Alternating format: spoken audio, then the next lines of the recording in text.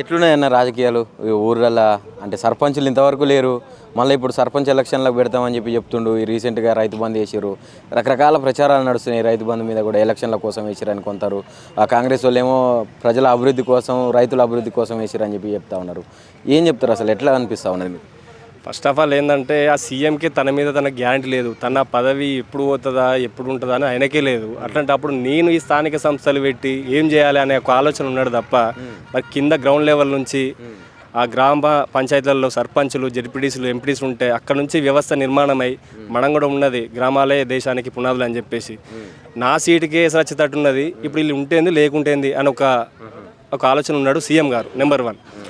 ఇక ఈ రైతు బంధు అనేది కేవలం ఇప్పుడు రానున్న వారం 15 రోజుల్లో నోటిఫికేషన్ అని చెప్పేసి అంటున్నారు. కేవలం రైతులను మభ్యపెట్టడం తప్ప ఒకప్పుడు ఎంతమంది రైతులకు కేసులు అనేవారు, చాలామంది రైతులకు ఎంతమంది రైతులు అంతమందికి తూచా తప్పకుండా ఒక్కరు తప్పకుండా కూడా రైతు బంధు అనేది వేయడం జరిగింది. ఈయన కేవలం ఇప్పుడు 100 మందికి ఇచ్చి 1000 మందికి వేసిన అని చెప్పి 10 లక్షల మందికి అనే విధంగా ప్రచారం చేసుకుంటాడు. కానీ ఆయన 1000 మందిలో ఆయన ఇచ్చింది ఒకరిద్దరికే.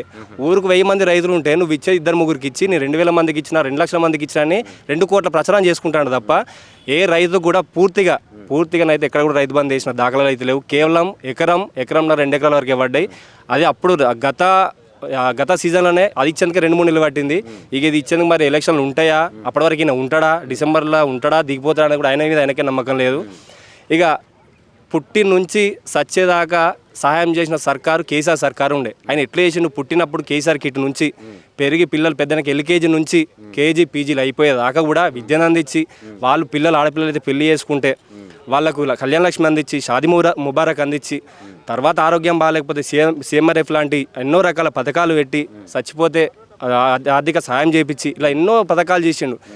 కానీ ఇప్పుడున్న ప్రభుత్వం, ఇప్పుడున్న సీఎం రేవంత్ రెడ్డి గారు ఎన్నో అడ్డగోలు అబద్ధాలు చెప్పి, ముఖ్యంగా ఆడబిడ్డలను అమ్మాయికులని చెప్పి వాళ్ళకు అడ్డగోలు హామీలు ఇచ్చి ఇవాళ ఎంతసేపు నేను ఫ్రీ బస్ ఇచ్చినా అని ఒక మాట మాట్లాడుతాడు.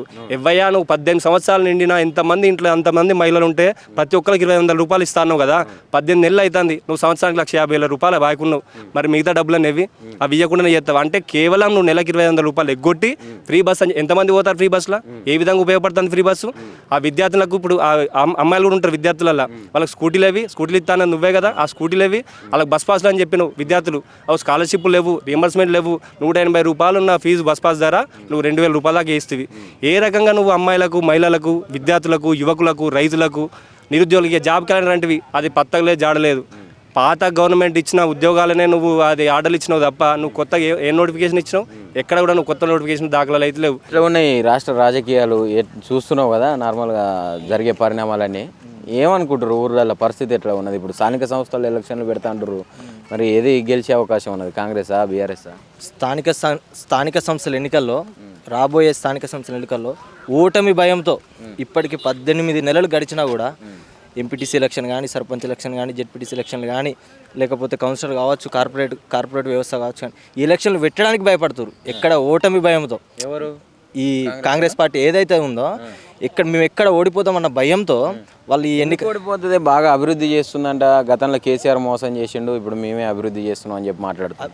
అభివృద్ధి అంటే వాళ్ళు చేసిన 18 నెలల 1,62,000 కోట్లు కాదన్న. అప్పు చేయడం వేరు, అభివృద్ధి చేయడం వేరు. అభివృద్ధి అంటే ఇప్పుడు మీరు చూడొచ్చు, ఇది చూడండి, ఎల్లమ్మ చెరువు మినీ ట్యాంక్ బండ్ అని కట్టిరు మా పెద్దపిల్లో. చాలా మంది ఇప్పుడు మీరే చూస్తూ ఉన్నారు, ఇక్కడ బీఆర్ఎస్ హయాంలోనే కట్టిరు. ఇది ఇక్కడ రోజు ఎంతలా అనుకున్న ఒక 1000 నుంచి 1500 మంది రోజు వస్తూ ఉంటారు. చిన్న పెద్ద దానికి తేడా ఏం లేకుండా అందరు వస్తూ ఉంటారు. ఏం చేసి చిన్న పిల్లల దగ్గర నుంచి అందరూ ఆడుకోవడానికి కానీ దేనికైనా వసతులు ఉన్నాయి. ఇప్పుడు మీరు వచ్చినప్పుడు మీరు కూడా హైదరాబాద్ నుంచి వచ్చిన, నాకు తెలిసి హైదరాబాద్ నుంచి వచ్చిరు కావచ్చు. ప్రతి ఒక్క రోడ్ సిస్టమ్ ఎట్లుంది, 10 ఏళ్ల ముందు ఎట్లా ఉండే తెలంగాణ, ఇప్పుడు మళ్ళీ 10 ఏళ్ళు వెనుకకు తీసుకుపోతా ఉన్నారు. ఈ 18 నెలల కాలంలోనే 10 ఏళ్ళు వెనుకకు తీసుకుపోయి రాష్ట్రాన్ని భ్రష్టం పట్టిస్తూ ఉన్నారు.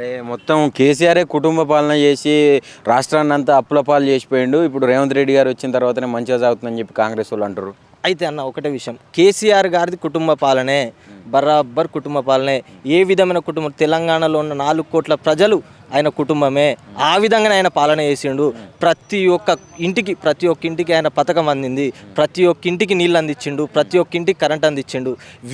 ఇదే కాంగ్రెస్ ప్రభుత్వం చూసుకోండి అన్న. రేవంత్ రెడ్డి కుటుంబ పాలన అని చెప్పినాడు కదా, ఇదే రేవంత్ రెడ్డి ఏం చేసిండన్న, ఒక టైంలో కుటుంబ పాలన అని ఏదో చేస్తాను ప్రజలు ఓట్లేస్తే ఎటువంటి పదవి లేని వాళ్ళ అన్నకో తమ్మునికో వానికి నలుగురు సెక్యూరిటీ అన్న, ఒక సిఐ ఏసీపీ ప్రోటోకాల్ వానికి ఎందుకు అన్న?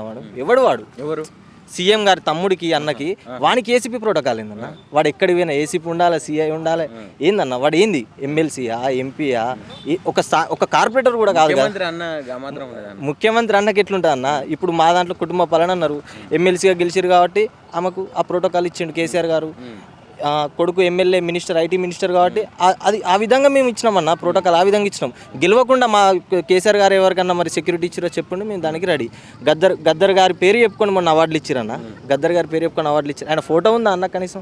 గద్దర్ గారి ఫోటో లేదు. జై తెలంగాణ అని దమ్ములేని చవట దద్దం ఎవడన్నా ఉన్నాడా తెలంగాణ రాష్ట్రంలో అంటే అది రేవంత్ రెడ్డి అని నేను సగర్వంగా చెప్తాను. నేను ప్రధానంగా ఎలక్షన్లు వస్తున్నాయంట, సర్పంచ్ ఎలక్షన్లు పెడతాం అంటుండు. మరి ఎట్లా ఉంది ఊర్లలో పరిస్థితి? ప్రజలు ఏమంటారు? సర్పంచ్ ఎలక్షన్లు అంటే ఓట్లు అడిగితే కొట్టినట్టున్నారు. కాంగ్రెస్ పార్టీ వాళ్ళకు ఓట్లు అడిగితే కొట్టిన పరిస్థితి ఉన్నది ఇప్పుడు కాంగ్రెస్ పార్టీ వాళ్ళకి. ఎందుకు ఆ పరిస్థితి ఎందుకు వచ్చింది? ఒక సంవత్సరంన్నరనే ఎందుకు వచ్చిందంట? రైతులకు సరిగా కరెంట్ ఇవ్వకపోవడం, నీళ్లు లేకపోవడం, వాళ్ళకు వడ్లు కటింగ్ అనకుండా మళ్ళీ కటింగ్ చేయడం, భత్తకు మళ్ళీ అంటే బోనస్ అనడం, బోనస్ రాకపోవడం, రైతు బంధు రాకపోవడం, ఇప్పటి వరకు కూడా బాగా సఫర్ అవుతున్నారు రైతులు. అందువల్లనే కాంగ్రెస్కి ఓటేయొద్దని రైతులు కూడా అనుకుంటారు, సహజ ప్రజలు కూడా అదే అనుకుంటారు. ఇప్పుడు ఎలక్షన్లకు ముందుగానే అంటే రైతులకు రైతు బంధు ఇచ్చిండు, ఇవన్నీ ఇస్తున్నాక ఇంకేం కావాలి రైతు? ఎక్కువ మొత్తం మందికి అయితే లేదు కదా, సగం మందికి అయ్యే వరకు సగం మందికి మొత్తం నేనే చేసింది చిన్నంత, చెప్పుకున్నది గోరంత వీళ్ళ పరిస్థితి. డబుల్ బెడ్రూమ్లు కూడా మేమే ఇచ్చినాం. ఇది 10 సంవత్సరాల నుంచి చేయాలంటే కట్టింది ఎవరు?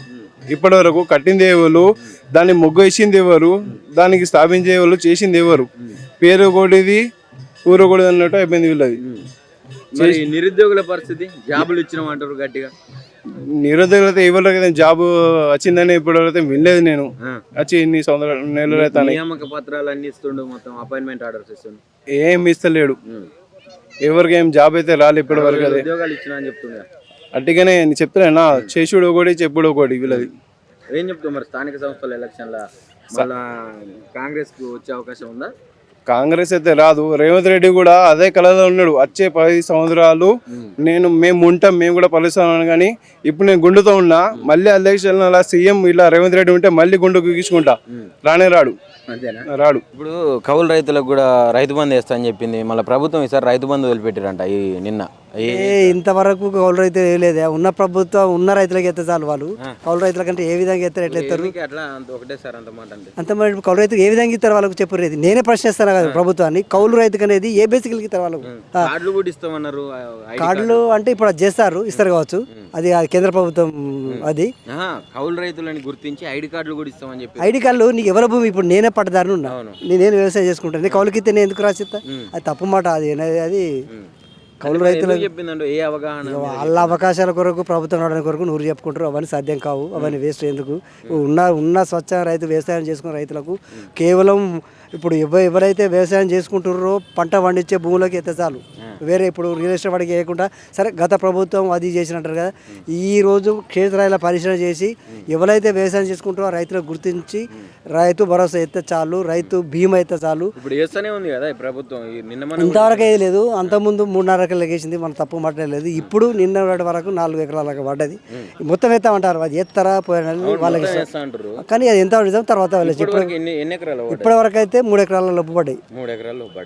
తర్వాత వేస్తామంటారు. ఎన్ని ఎకరాలు ఉన్నా వ్యవసాయ భూములకు చేస్తామంటారు. కానీ సరే ప్రభుత్వాన్ని వేసి చూద్దాం, అది ఏమున్నది తెలియదు. అది ఇప్పుడైనా టైం ఇదేనా వేయాల్సిన టైం వేస్తురా? ఎప్పుడైనా కేసీఆర్ ప్రభుత్వం ఉన్నప్పుడు వాస్తవం చెప్తాను, రైతులకు గుర్తించింది కేసీఆర్ గారే. టీఆర్ఎస్ ప్రభుత్వం వచ్చినప్పుడు ఎప్పుడు కూడా మాకు రోనినే వస్తుండే. ఎప్పుడు అంటే మేల్లే రోని కాడిచి వచ్చిన రోజే వేస్తుండే. అప్పుడే అందరూ లేట్ అయిందంట. లేట్ అయింది. ఖరీఫ్దే ఇప్పుడు వేస్తుంటారు, రబీదే ఇప్పుడు వేస్తారు. ఖరీఫ్ది ఇప్పుడు వేస్తామంటారు. ఖరీఫ్ది ఇంకా స్టార్ట్ కాలే. నిన్నటి వరకు 3 ఎకరాల వేసింది ఖరీఫ్దే, రబీకి వాళ్ళు వేసారు. మరి ఎన్ని ఎకరాలకు ఎత్తారు ఏం కథ వాళ్ళకి శుద్ధి లేదు. ప్రభుత్వం అనేది అప్పుడు కేసీఆర్ ఉన్నప్పుడు ఆయన ఒక్క పడగ నడిచేది. ఇలా అందరు వాళ్ళే 3-4 వాళ్ళు ఎవరి మాట ఇంట్లో మాకే అర్థం అయితే లేదు. ఏదైతే ఉంది కానీ మా రైతాంగానికైతే ఇతరగా చేసింది లేదు. సరే చూద్దాం వాళ్ళ ఎట్లుందనేది ఉంది. ఇప్పుడు ఎలక్షన్లు పెడతా అంటారు మళ్ళీ స్థానిక సంస్థల ఎలక్షన్లు, మరి ఎటు పక్క మొగ్గున్నది ఊర్లలో? ఎటు పక్క అంటే ఈ రైతు బంధు ఇప్పుడు ఉన్న పథకాలను చేస్తే వాళ్ళకు ఉంటుంది, లేకపోతే వాళ్ళకు చిత్తుగా డిపాజిట్ కూడా రారు. అంటే చేస్తున్నాం అంటారు కదా, సగం చేసి చేసేది లేదు. ఇతరకు ఏ పథకాలు కూడా చేసేది లేదు.